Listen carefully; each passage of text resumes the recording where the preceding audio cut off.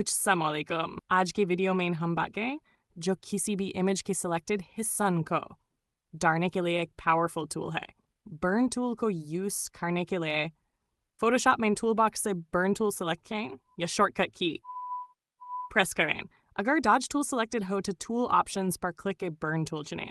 फिर जहां भी इमेज में शैडोज को डीपन या एरिया को डार्क करना हो वहां जेंटली ब्रश ले। फोटोशॉप हिस्सा को ग्रेजुअली डार्क कर देता है। ऑप्शंस बार में मिड टोन्स, हाइलाइट्स और एक्सपोजर मिलती है जिसे आप कंट्रोल कर सकते हैं according to your need.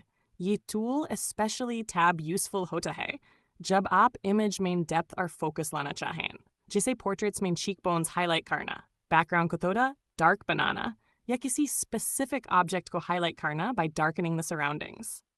Photoshop का बर्न टूल आपको देता है मैनुअल लाइटिंग कंट्रोल बिना किसी फिल्टर के।